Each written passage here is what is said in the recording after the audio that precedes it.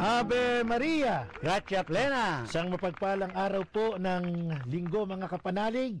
Unang linggo sa panahon ng Adbyento at tayo po ay tinatawagan ng Santa Iglesia na maghanda sa pagdating ng ating Panginoon. Samahan po ninyo kami sa loob ng mga sandali ng pag-aaral sa salita ng Diyos at pagtatanggol sa ating pananampalataya. Ako po si Brother Marco, si Evangelista. Pagpatuloy po nating pag-aralan, isabuhay at ipagtanggol ang ating pananampalataya. Isang mapagpalang araw po ng linggo sa ating lahat. Ito po si Tatang Larry Lamco Malyari. Amen. At syempre tulad ng binanggit ko, Tatang Larry, mga kapanalig. Ayan. Ngayon po ay kulay ube na ang mga gayak ng simbahan. Ito po ay bagong taon sa kalendaryo, liturgical calendar ng simbahan. Kaya Happy New Year po sa lahat ng Kristiyano Katoliko. Happy New Year po. Ayan na naman tayo. Yayariin ka na naman. Bakit na naman? Ang ganda-ganda ng bati ko 2023 pa lang ngayon, New Year nyo na. Advance na. Siyempre, Happy New Year sa ating mga magagandang lalaki dyan sa technical side natin. Unahin natin sa technical. Si Brother Clinton Salibio at si Engineer Marlon San Diego. Siyempre dito sa ating PA, si Brother Romar at si Sister Cheska Valera. Yan, kasama natin mga kapanalig. Okay, so dahil ngayon po ay nasa panahon na tayo ng Adbyento, kinakailangang maintindihan ng bawat Katoliko yung ating pagiging Katoliko, yung ating mga practices, yung ating celebration. Merong isang protestante nagsabi na yung celebration ninyo, nasa Bible ba yan? Pasko? Ayun. Nasa Bible ba ang Pasko? So, siyempre, sasagot ng Katoliko, nasa Bible. Anong chapter, anong verse, sabing ganun. Nais ko pong linawin, mga kapanalig. Ito, importante ito, Brother Marco. Kapag pinag-usapan po natin ang pananampalataya, ang katotohanan ng pananampalataya, gumagamit tayo, of course, ng banal na kasulatan. Number 1 yan. Di ba? At tayo, bilang mga Kristiyano Katoliko, meron tayong mga gabay, katulad ng Catechism of the Catholic Church. Pero tatandaan po natin, ang isa sa ikinatitibay na patunay ng isang tunay na pananampalataya ay ang kasaysayan. Yun. Sige, kasaysayan. Pero sagutin mo muna yung tanong ko. Nasa Bible ba yung Pasko? Ako, iglesia po ako ngayon. Wala. Invento nyo lang yan. Hindi totoo yan. Yan. Pag tinanong ang Katoliko, nasa Bible ba ang Pasko? In fairness, sasagot naman ang Katoliko. Katoliko pala ako. Meron. Shout out kay Sister Nena Despillones. Kumusta po kayo? Glory to God. Kay Brother Roman Oliver. Nasa Bible ba ang Pasko? Anong sagot ng Katoliko? Nasa Bible po. Ito pa ang follow-up question. Anong chapter? Anong verse? Basta nasa Bible po. Tama ba? Yan talaga. Yan talaga common na nasagot Yan ang totoong sitwasyon Pero pagka tayo mga kapanalig, Brother Henry Abril Rihano, ay tinanong, nasa Bible ba ang Pasko? Ang sagot natin, opo. Anong chapter, anong verse? Di basahin po natin. Tatang Larry, pakibasa Lucas chapter 2 verse 6 to 7. Pakibasa po. Lucas chapter 2 verse 6 to 7. Samantalang naroon sila, dumating ang oras ng panganganak ni Maria at isinilang niya ang kanyang panganay at ito'y lalaki. Binalot niya ng lampi ng sanggol at inihiga sa isang sabsaban sapagkat wala ng lugar para sa kanila sa bahay panuluyan. Yan. Ang Pasko ba ay nasa Bible? Opo. Nasa Bible po. Lucas chapter 2 verse 6 to 7. Pwede ring makita yan sa Matthew chapter 1 verse 18 to 25. Bakit? Kasi ang Pasko ay tungkol sa pagsilang ng ating Panginoong Jesucristo. Ano ba yung binasa mo, Tang? Ano nakalagay dito sa binasa mo? Dumating po yung oras ng panganganak ni Maria. Sino yung pinanganak? Isang lalaki. Ito nga ang ating Panginoong Jesucristo. Di nasa Bible ang Pasko. Ang liwanag, dalawang gospel pa, Matthew at saka Lucas. Pero may follow-up question na naman yung makukulit. Ano follow-up question? Ang sasabihin sa atin, binasa, wala naman nakalagay na December 25 Yan. Nasa Bible ba December 25, Tatang Larry? Yung totoo lang. Wala po. Kayo mga kapanalig, nasa Bible ba yung December 25? Wala po. Hindi natin makikita December 25 sa Bible. Bakit? Kasi hindi naman po kalendaryo yung Bible eh. Lalo naman hindi diary yan. Ang Bible po ay talaan ng mga kaganapan. Ano po ba yung kaganapan na binasa natin dito sa Lucas chapter 2 verse 6 to 7? Ipinanganak ang Panginoong Jesucristo. Ano yon? Pasko. Ang hahanapin mo date, kumuha ka ng kalendaryo, lalo na yung kalendaryo ng mga inchik na malaki letra, number, kulay pula, December 25, nandoon. Yan. Di ba? Kasi, ang tinatanong mo ay date, so ibig sabihin, mali yung tanong. Pag tinanong mo kung nasa Bible ang Pasko, nasa Bible, ibigay mo yung Lucas chapter 2 verse 6-7 at saka yung Matthew chapter 1 verse 18 to 25. Pag hinanap yung date, wala sa Bible, bigyan nyo ng kalendaryo. Ngayon, pag hindi nila tinanggap yung December 25 doon sa reference mong kalendaryo, Tatang Larry, bakit naniniwala sila na birthday ng mga founder nila sa mga panahon na nakalagay sa kalendaryo, pati birthday nila nasa kalendaryo? Nasa Biblia ba yun? Wala. Pero nasa kalendaryo. Ang tanong, sino ba ang nag-implement ng kalendaryong ginagamit at umiiral ngayon sa buong mundo, Tatang Larry? Sino ba ang pinagmulan nitong kalendaryong ito? Ito po'y tala ng kasaysayan. Sino? Bigay mo na lang yung pangalan. Sino ang nagtatakda? Pope Gregory the 13th. Kailan nagsimula ang kalendaryo? Noong pong 1582. Kasi dati ang kalendaryo ay tinatawag na Julian calendar. During the Roman Empire. And then, nung dumating yung panahon ng reign o panunungkulan ni Pope Gregory the 13th, in particular 1582, ay umiral ang tinatawag nating kalendaryo. Anong tawag sa kalendaryo natin ngayon, Tatang? Gregorian calendar. Gregorian calendar. Ngayon, pag kinwestiyon nila yung kalendaryo, ba't gumagamit kayo sa kalendaryo namin? Dapat gumawa kayo ng sarili nyo kalendaryo. Pagka-holiday natin, holiday nila. Pagka tayo ay may mga okasyon din nila. Pag nag-bonus tayo, bonus din sila.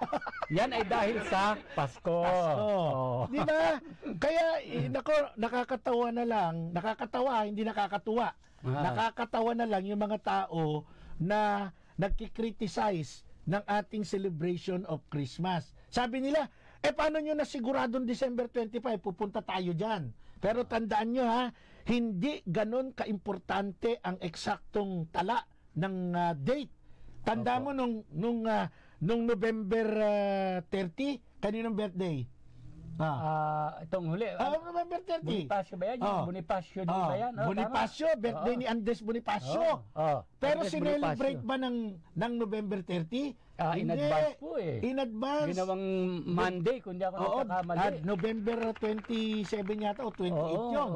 Di ba? Sabi nga ni Rudy Rosario, minumove nyo birthday ko, kayo ba ako? Hindi, alam mo kung bakit na i-move?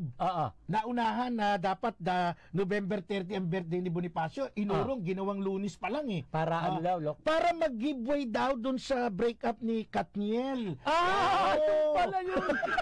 Pero sa totoo lang, naiyak ako dun Pero nakabubog ka na? Ang hirap. Kaya sabi ni Andres Bonifacio, mga salbahe kayo. Inurong nyo na nga yung birthday ko, sinapawan nyo pa ako. Sinabay sa Katniel. Anong ibig natin sabihin? Sa totoo lang po, ang date, yan ay very significant, pero hindi yan ang pinaka-essence. Ang essence ay ang celebration. Amen. Yung paggunita. Kaya ang ating Panginoon Jesucristo sa simbahang Iglesia Katolika, talagang ginugunita natin at nilalagay natin in particular holiday sa civil government. December 25. Ang tanong, nakikinabang ba kayong mga hindi naniniwala o hindi? Nakikinabang po sila. Nakikinabang kayo. Tapos babatikos kayo ng babatikos. Ang kakapal naman ng mga face. Di ba? Ang kapal ng face. May kilala nga ako, Tatang Larry. Yung dati mong alalay. Oh. Diba? Alalay mo, huwag mo nang banggitin kung sino yun. Diba? Ayaw ng Pasko. Pero pag niyaya mong may pagkain ka ng chibena, ang bilis nauuna sa bahay. Opo. At yun, bilib ako sa taong doon. Bakit? Hindi niya siniselebrate ang Pasko, pero nagkakaroon siya ng pagpapasalamat sa Diyos. Sa akin pa nga nang hihingi. Naku, nakakatawa. Hindi ho nakakatuwa. Nakakatawa. Yung mga taong kumukundina sa ating celebration ng Pasko. Pero yung kanilang mga amo, sineselebrate nila with tarpaulin pa. Di ba? Okay.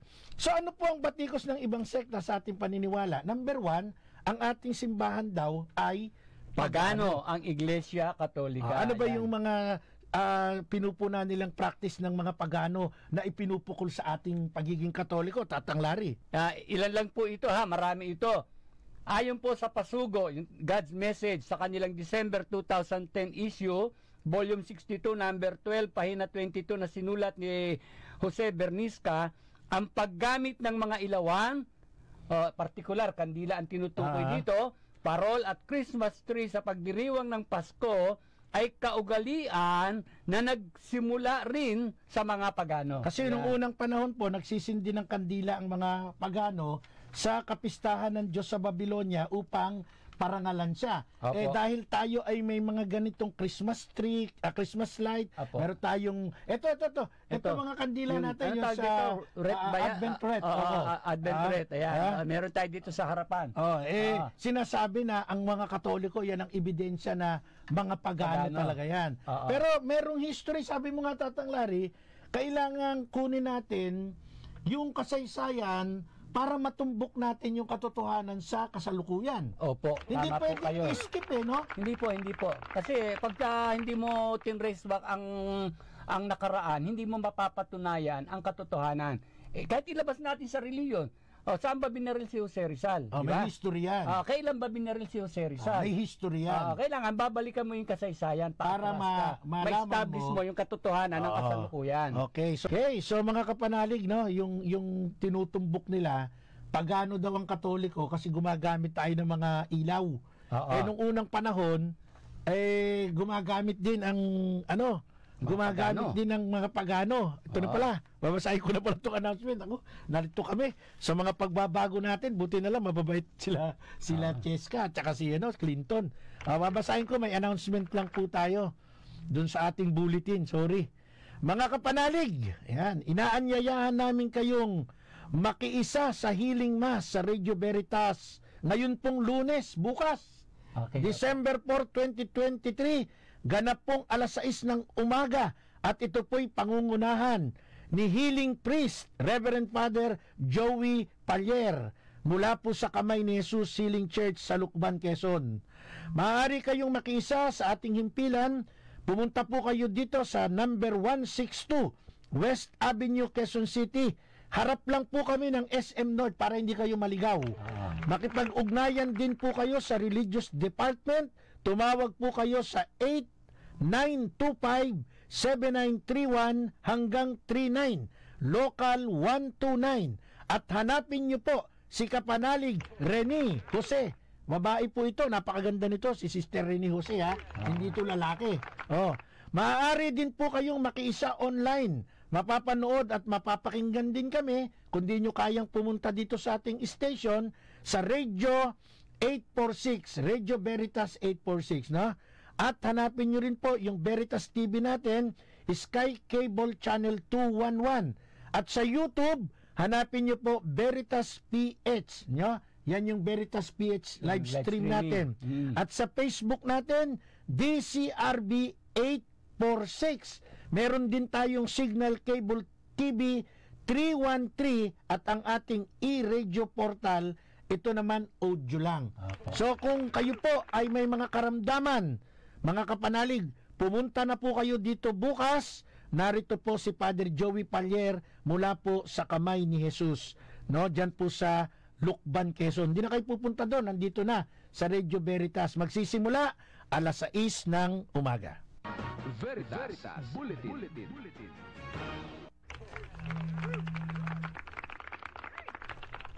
Ayan. Matagal talaga ako mag-announce para maraming dumating. Sa mga may sakit, kailangan natin yan.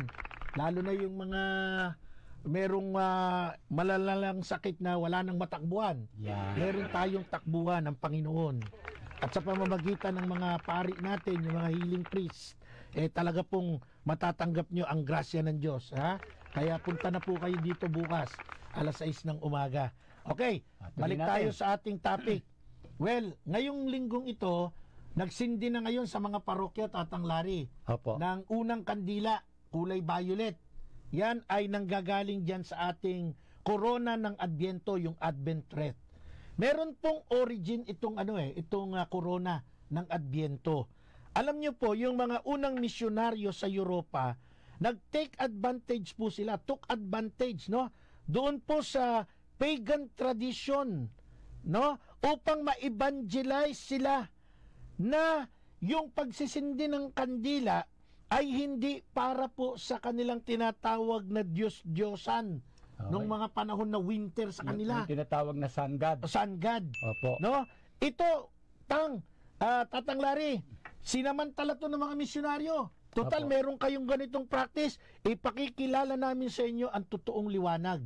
At Yan. ito ay ang ating Panginoong Hesukristo. Kaya meron tayong tinatawag na Advent wreath o yung tinatawag na corona ng Adbyento. Yan yung origin. Kapag ilalarawan po natin yung tinatawag na Advent wreath, ito po yung may paikot na mga bulaklak. Ano ba yung Christmas? Circular shape. Conscious ka ba tawag doon? Tama ba ako?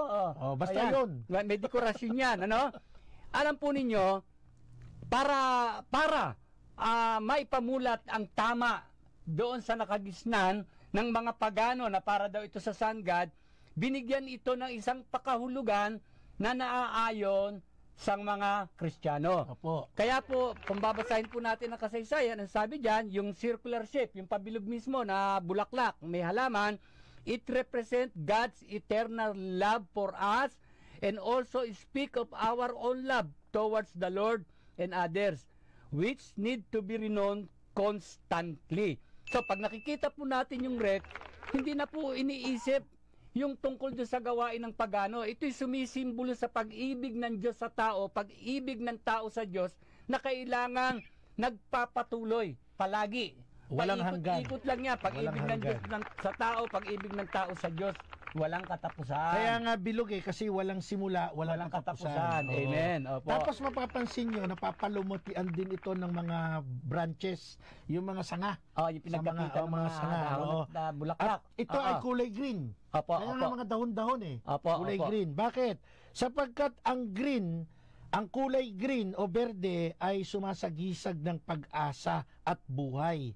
At itong pag-asang ito, yung biggest hope should be to achieve a closer union with God as the tree and its branches. Kaya pabilog yan. Walang tatsulok, walang square, pabilog, di ba? At kung mapapansin po natin, ito madalas ito nakalagay sa mga antag to, pintuan, di ba? Meron yang kandila merong kandila. Hindi, pero yung particular yung yung Advent wreath yun nandun sa altar mismo. Yung sa altar mismo, rather. Hindi yung dekorasyon sa bahay. Sorry po. Meron yang 4 na kandila.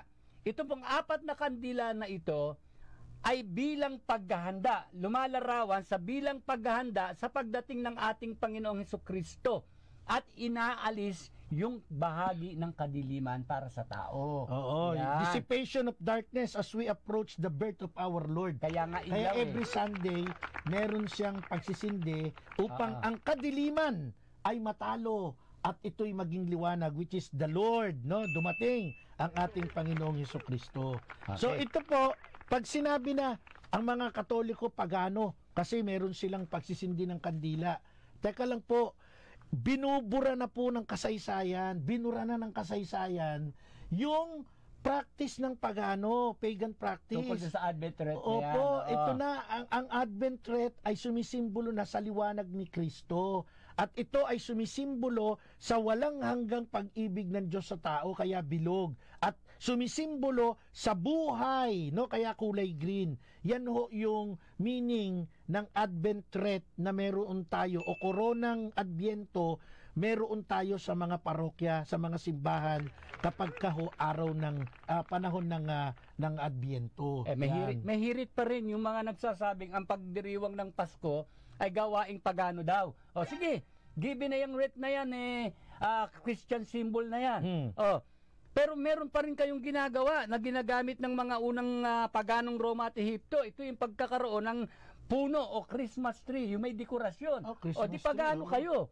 Yan. Kasi itong Christmas tree, yung origin niya, nanggaling yan doon sa tinatawag na God Odin, Tatang Larry. Opo. At each winter solstice, ito ay kanilang ginagayakan, dinidekorasyonan, para ang mapapurihan nga po ay itong tinatawag nilang God Odin. Opo. Yan yung pinagmulan, origin. Nung paganong practice. Paganong practice. Ngayon, ano naman po yung Christian origin nito? Yan ang Kung tanong. ano yung pinagmulan naman sa Kristyanismo, no? It is said that when Saint Boniface knocked down the tree and planted the vine, it symbolizes God's everlasting love. At ito po ay dinirekonasyonan, nilagyan ng decoration, ng mga, ng mga prutas, Opo. lalo na yung mansanas, upang sumimbulo sa kasalanan, at nilagyan ito ng mga liwanag upang sumimbulo naman sa liwanag ni Kristo. Natalo na naman yung kasalanan doon sa liwanag ni Kristo.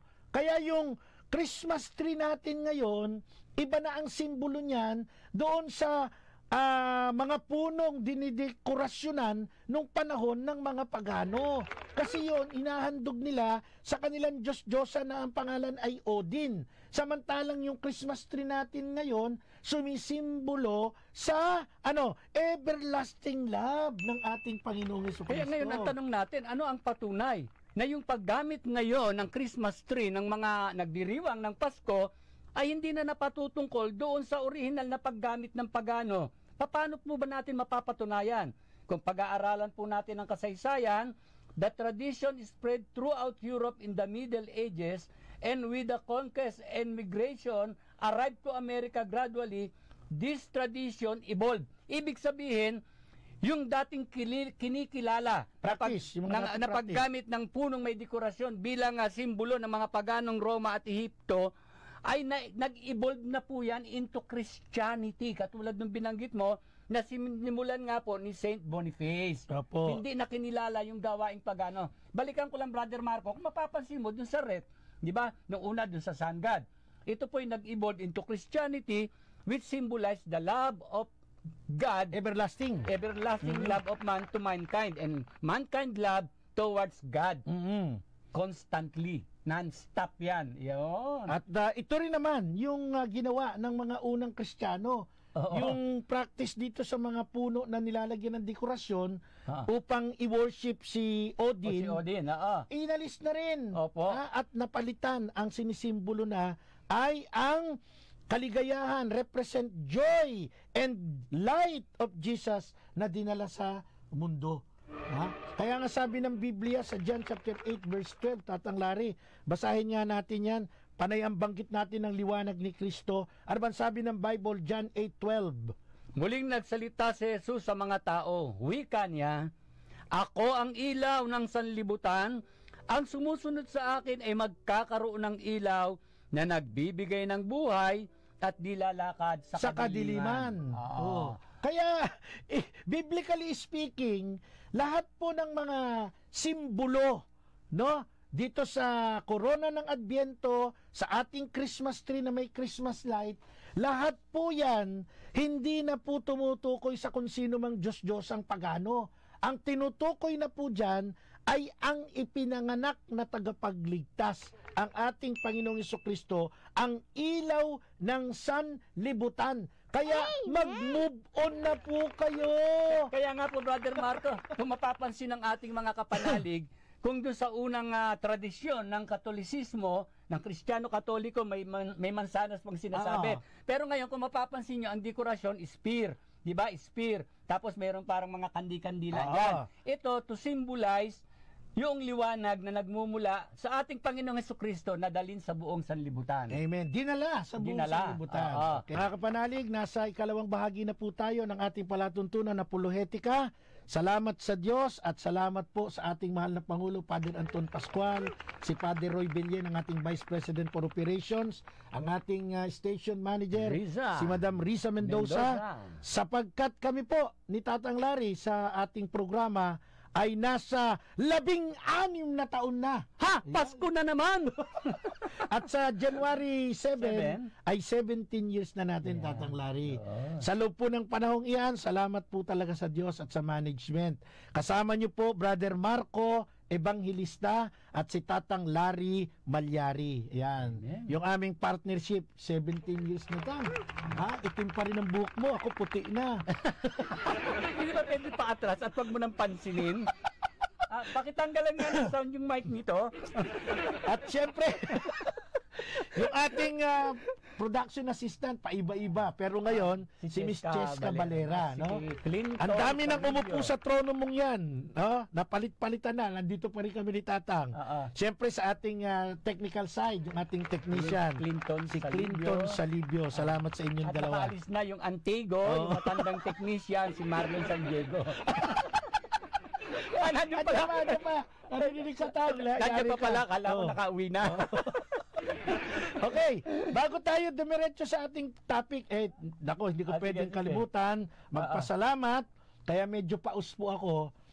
Noon pong November 30, ay dumating ang Nuestro Padre Jesus Nazareno sa San Francisco de Assisi Parish, dyan sa Peñaranda, Nueva Ecija, at nagbigay po tayo ng maikling panayam sa imbitasyon po ni Father Cedric Calderon, ang Chancellor ng Diocese of Cabanatuan at Kura Paroko ng St. Francis. Maraming salamat po. Salamat din po sa pag-imbita sa akin ni Reverend Father Dan Derek Emboscado, ang Vicar Foreign sa Bikarya ng Divina Pastora at Kura Paroko ng San Nicolas of Tolentine, dyan sa Gapan. Nueva Ecija. Nagbigay po tayo ng recollection, Advent recollection, unang araw ng December. Salamat po, Father Dan Derek Emboscado, sa invitasyon at sa mainit na pagtanggap ng iyong mga parishioner. Kahapon, December 2, ay nagbigay uli ako ng Advent recollection dito naman po sa ating National Shrine of La Virgen Divina Pastora and Three King Parish, Gapan pa rin, Nueva Ecija. Salamat sa imbitasyon ng napaka-poging Diocesan Service Commission Chairman ng Diocese of Cabanatuan, the very Reverend Father Aldrin Domingo. Salamat po, Father Aldrin. At talaga po namang nag-enjoy ako sapagkat napaka-active ng mga parishioner ninyo, ni Father Dan at ni Father Ced Calderon. Salamat po.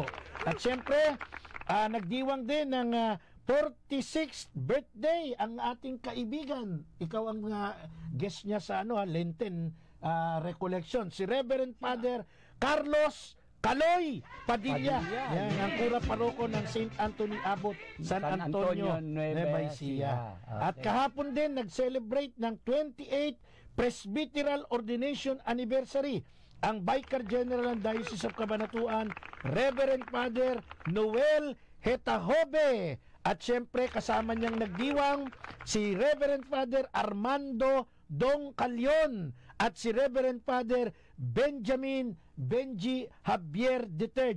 28 years na silang mga pari, purihin ang Diyos.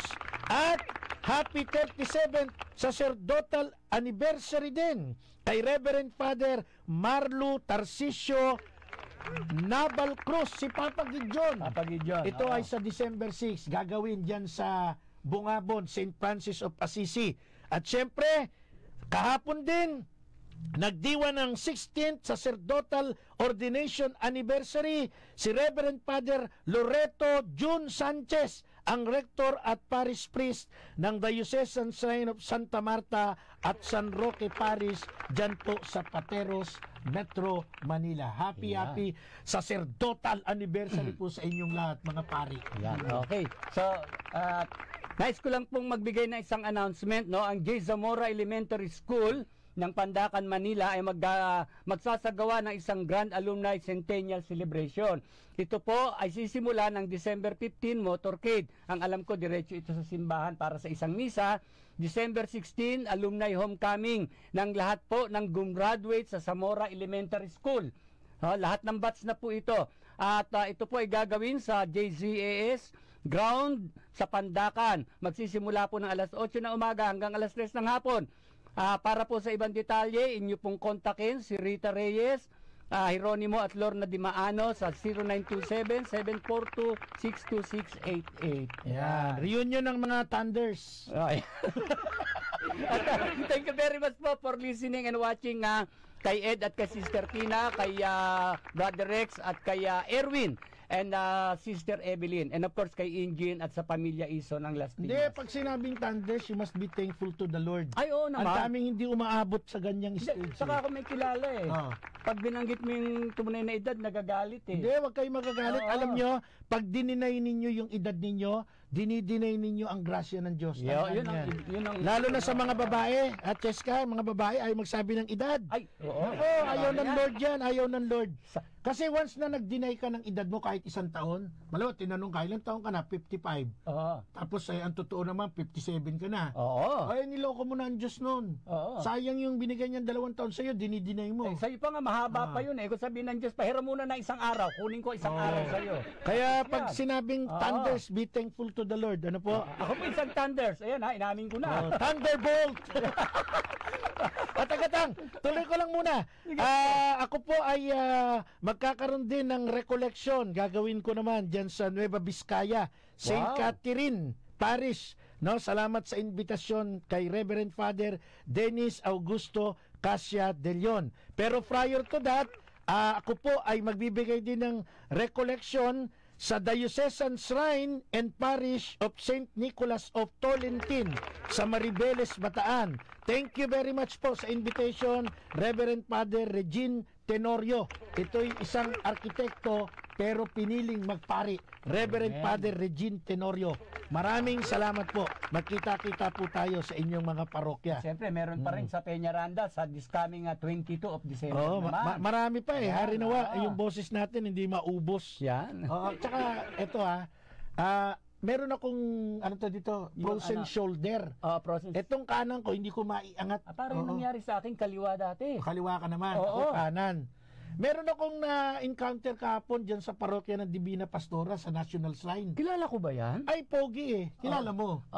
Sige, sino eh? Si Brother Jess Jesus. Alam mo, inangat lang yung kamay ko tapos pinatunog yung mga buto-buto ko. Ang tawag niya yata doon, bone setting. Aba, oo. Ito pong kanang kamay ko, hindi ko maitaas. ngayon po, pwede nang umaliluya. Ibaba mo na, ibaba mo na, ibaba mo na. Ibaba mo yan. Hindi, actually may atraso sa akin yan eh. Bakit? Siya rin nagpagaling nung kaliwa ko Ay, eh. ba't may atraso? 3 buwan eh, ha? Ba't may atraso pa? Hindi siya nagpasalamat, nagpamasaya ako sa kanya. Thank you very much, Brother Jet Biro. Napakagaling. Hindi, talaga. kaya ko sinabi to, dyan po sa area ng Cabanatuan, Nueva Ecija, no? O kahit na siguro kung sa labas, Oo. meron kayong problema. Ako talaga, buhay na ebidensya, tsaka si Tatang. Oo. Ha? Alam nyo, hinintay niya ako matapos sa recollection, tapos nagkita kami dun sa sa labas. Sa labas. Oo. Meron siyang cart na service, yung parang sa golf cart. Oo. Hinatid niya pa ako hanggang doon sa kumbento. Oo. Pagdating doon, sabi niya, Brother Marco, upo ka. Hinawakan niya yung kamay ko, medyo Yung sensitive masakit, nga yung part na masakit. Pero hindi niya alam na Oo. may frozen shoulder. Sabi ko, aray! Sabi niya, alam ko na yung sakit mo, brother. Hinawakan niya ako, pinisil niya akong ganon. Pinatunog-tunog lahat ng buto ko. Eto na po, nakataas na kami. Kaya kung kayo ay nariyan sa area na may ganong sa kondisyon, sa buong katawan nyo, hanapin nyo po sa Divina Pastora Shrine, si Brother Jess Jesus. Itanong nyo dun sa opisina, ang asawa niya ay staff ni Father Aldrin Domingo dun. Hindi lang ito mahusay magmasahe. Ito nga sabi therapist na barbero pa, ang galing maggupit ng buhok. Oo. Oh, yan. Ay, hindi ko mabibida yung pagiging barbero niya kasi hindi ko pa naman Pero napatunayan. nakikita ko halos lahat ng mga pare siya ang nagsiservice. Ganun ba? Oo. Kailangan mapatunayan din natin yan. Kailangan pupuntahan natin, pagpunta natin doon, magupitan din tayo. Yeah. Okay, salamat Brother Jesus sa mga may problema po sa mga buto. Yan sa area ng Nueva Ecija. Punta po kayo dyan sa Shrine ng Divina Pastora sa Gapan. Hanapin niyo sa parish office si Brother Jesus. Asawa niya dyan yung staff ni Senator tuloy. Staff ni Father Aldrin Domingo. Oh, yan. Okay. Hindi kaya natin binibida to kasi Pasko naman eh. Oo. Kailangan pag Pasko, magkaroon tayo ng pagkakataong ipahayag ang magandang balita. Ito'y daan ng pagpapasalamat sa naitulong ng ating kapwa sa atin. Speaking of thank you maraming salamat po sa isang kaibigan natin kahit na magkaiba tayo ng pananampalataya. Iglesia ni Cristo to, kritiko namin ni Tatang to. Oo, kilala Pero ko na. nung ako'y nag-post na tumutulong tayo sa mga nangangailangan, nag-comment siya. Sabi niya, iset aside natin ang religion. Willing akong tumulong diyan sa iyong pagbibigay sa mga mahihirap, kawang gawa. Yan si Kaagila, Iglesia ni Cristo Defender. Tayo naman Catholic Defender. Isi-set aside natin ang religion, ilagay natin sa point na tayo ay tutulong, kakalinga, sapagkat ang diwa ng Pasko ay pag-ibig. Yan. Si Jesus ay pag-ibig. Kasi actually yung pakikiisa niya sa iyo, alam niya namang ginagawa mo ito in the spirit of Christmas. The spirit of Christmas and love. Nakikisama siya doon sa gawain pagpasko. Susunod to babatiin ka na. Merry Christmas, Brother Marco. Salamat Kaagila Salamat. Okay. So, tuloy. punta na natin yung topic natin para at least maipaliwanag din natin. Meron tayong tinatawag na na display yung manger, yung samsaban, nativity scene. Ito naman, isang istorya ito na nag-originate kay Saint Francis of Assisi. Ito yung aking patron sa seminaryo, no? Siya ang nag-initiate niyan At ito ay ginawa niyang practice upang maging popular at kung saan nga naging popular na. At dito pinapakita yung yung tagpo ng kapanganakan ng ating Panginoong Jesucristo sa sabsaban. Art ito Pero ang pinapakita dito, ang objective dito, makita ng mata natin, naked eye, kung ano yung tagpo nung ang ating tagapagligtas ay isinila. Kumbaga visual aid ito. Visual aid. Exactly, visual aid. So alam po ninyo, kung pag-aaralan natin, again, ang kasaysayan, ito pong tinatawag nga na scene of nativity. Ito yung sabsaban. Tama ba sa Tagalog? Ay unang ginawa ito sa Naples, Italy, noong 15th century pa. Ayan. Ang karaniwang ginagamit dito na material ay clay. Yun sa mga figura ng mga karakter para doon sa nativity of Jesus. Yun. So yan ang kwento niya, nag-originate kay Saint Francis of Assisi. Okay. Ngayon, ito pa ang isang atake. Sige.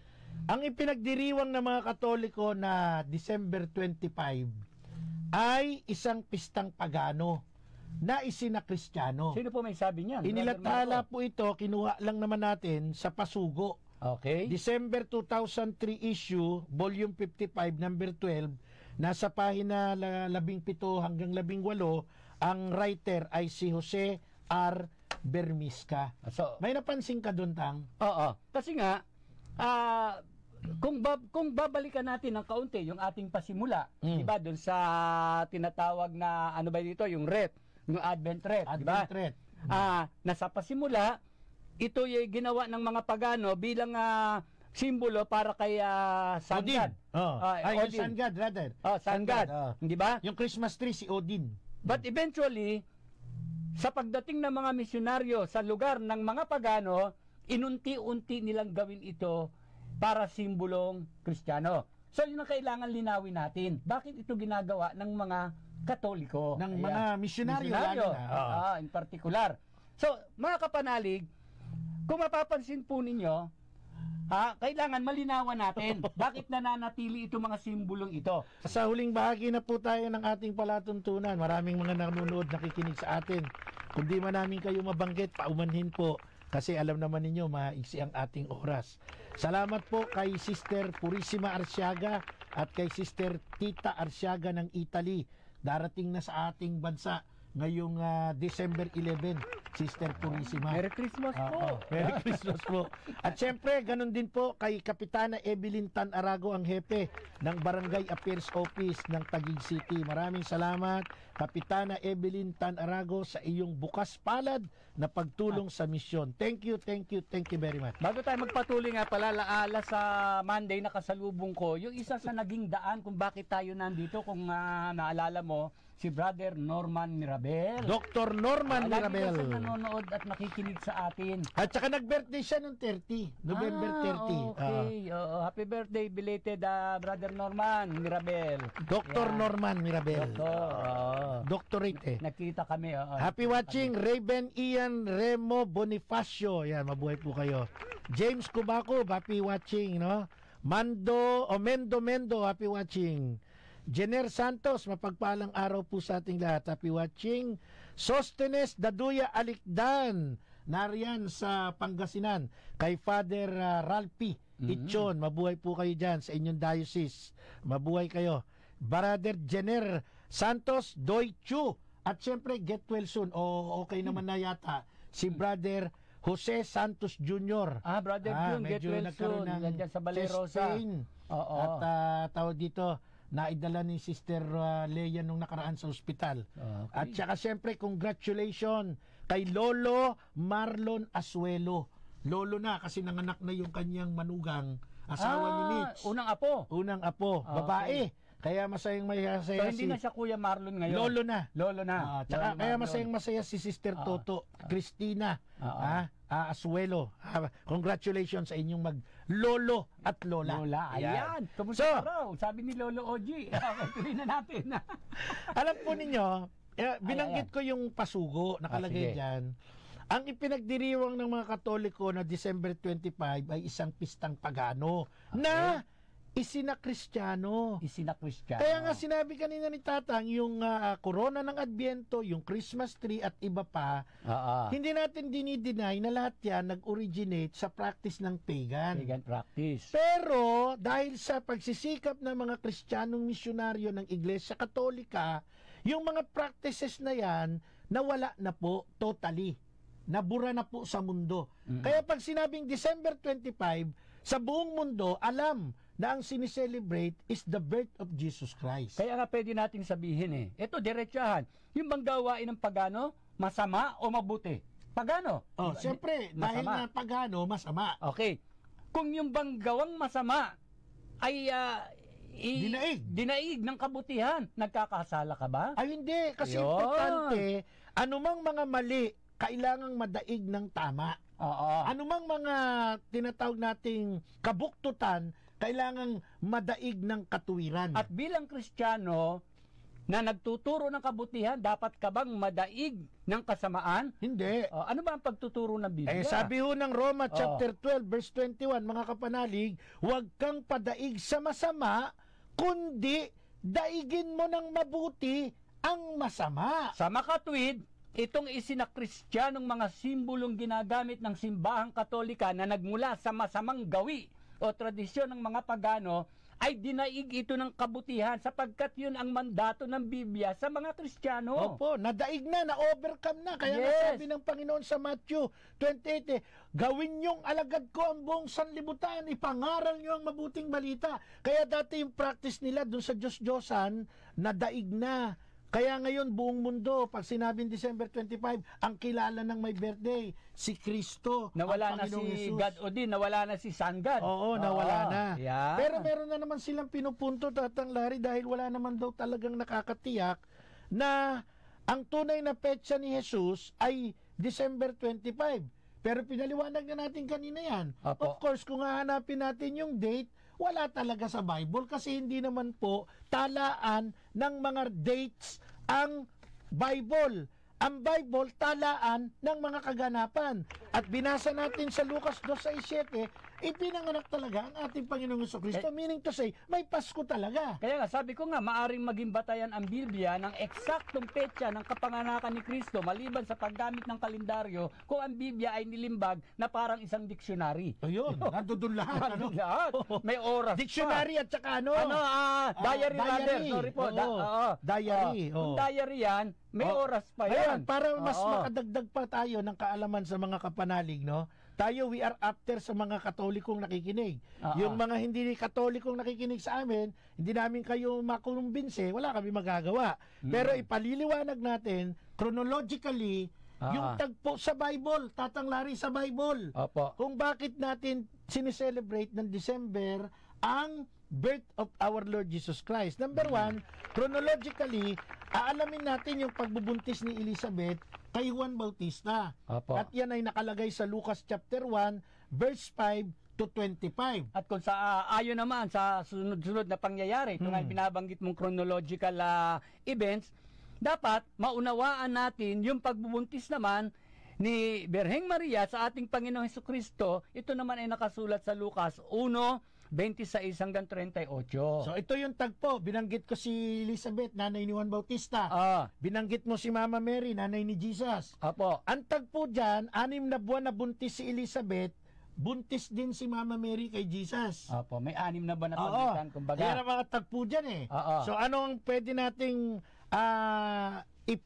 i-picture, ilarawan sa mga nakikinig sa atin? Ganito po, nung panahon na ang ating Bible wala pa, pero ang mga dito may sumulat, mga existing kasulatan na meron silang tinatawag na Day of Atonement. Sa Tagalog po niyan, araw ng pagbabayad sa ala. Okay. Ito pong asawa ni Elizabeth, Tatanglari, kilala mo ba asawa ni Elizabeth? Opo. Sino? Si Zacarias po. Kala ko sasabihin mo si Prince ano ngayon. Si Zacarias. Elizabeth asawa yata yun ni King Philip. Prince lang, Prince. Prince Philip, sorry. Sige. Si Elizabeth na asawa ni Zacarias, na nanay ni Juan Bautista, no, ay isang pari. Ngayon ito si Zacarias, bilang pari, nailagay siya dun sa schedule ng Day of Atonement na maghahandog sa dakong kabanal-banalan. At nangyayari ito minsan sa isang taon tuwing ika-10 araw ng ika-7 buwan. Nasa Bible po yan nakatala sa Levitico chapter 23 verse 27 at sa Lucas chapter 1 verse 8 to 11. So binanggit mo yung ika-7 araw ng ika-10 buwan, tama ba ako? Ang tanong natin dito, kung pagbabatayan natin yung biblical record history, ano po ba yung katumbas nito, yung ika-7 buwan ng bawat taon? Ano bang tawag dito? Ang ika-7 buwan ng taon, no? Ito yung record recorded history. Ay tinatawag na Tishri sa Hebreo calendar na umiiral noon at ginagamit ng mga Hudyo. Tishri. Ito po ay nakailalim sa Julian calendar, named after Emperor Julius Caesar. So, linawin ko muna, Brother Marco, bago mo ituloy para hindi makumpuse yung ating mga listener. Tatandaan po natin, ang pinag-uusapan natin dito, hindi po yung kalendaryo yung nakikita natin sa wall natin. Ito yung during the Roman Empire. Okay. So, syempre, dahil nangyari ito noon, ang gagamitin natin, kalendaryo noon, yung Julian calendar. Na ipinangalan sa isang emperador na nagngangalan Julius Caesar. Okay. Ito na ngayon yung tagpo. Tuloy. So, yung 7th month, ito po ay Tishri. Okay. Sa Hebreo. Sa Julian calendar, ito po ay September. So, bibilangin natin yung buwan ng pagbubuntis ni Santa Elizabeth. Okay. So, nagbuntis siya dahil dun sa Day of Atonement. Ito'y buwan ng Tishri. Ang equivalent ay September to October. Unang buwan. First month ng kanyang pregnancy. Okay. Tishri to Marsheban. September to October. First month ng pregnancy. Marsheban to Chislev.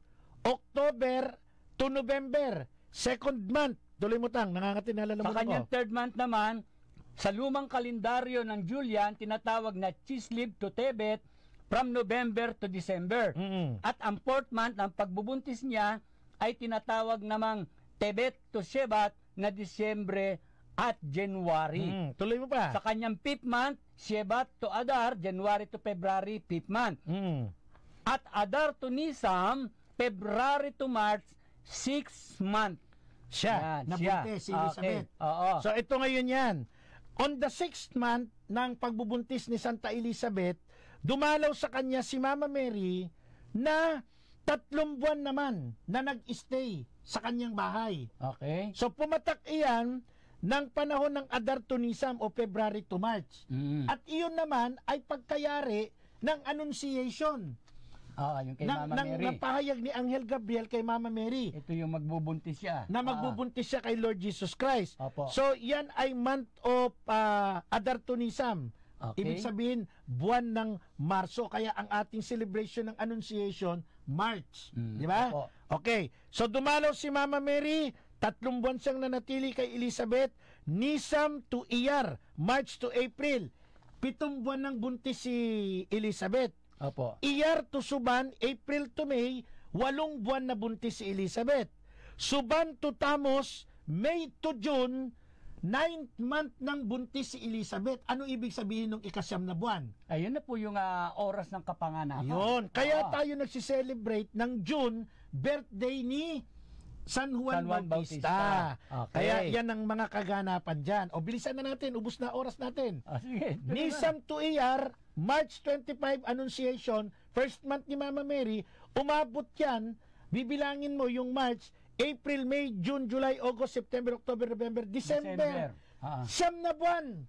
So si Mama Mary, umabot ng 9 na buwan ng pagdadalang tao, December, magmula nung Annunciation March, pumapatak, December ipinanganak ang ating Panginoong Jesucristo. Ito nga sinasabi natin, kung pagbabatayan natin yung kalendaryo ngayong nakakabit sa ating Gregorian yan yung Gregorian, maliligaw nga po kayo. Kailangan bumalik kayo sa tala ng kasaysayan kung saan umiiral, tandaan natin, yung imperyo ng Roma na nandoon yung tinatawag na Julian calendar in honor of Julius Caesar. So mga kapanalig, ang Pasko ay ipinagdiriwang din Disyembre according sa history, tala ng mga kasaysayan at tala mismo sa banal na kasulatan. Amen. Maraming salamat po sa inyong pagsama sa amin hanggang sa susunod na linggo. Ako po, si Brother Marco Evangelista kasama si Brother Clinton Salibio. At kasama rin po natin si Sister Cheska Valera. Maraming salamat at nandiyan pa yata si Marlon San Diego. Hanggang sa muli po, maraming salamat. Isang mapagpalang araw po. Ito po si Tatang Larry Lam Kumalyari at kami laging nagsasabing Sumainyo ang katotohanan. Salamat po! Bye-bye, Pans. I love you.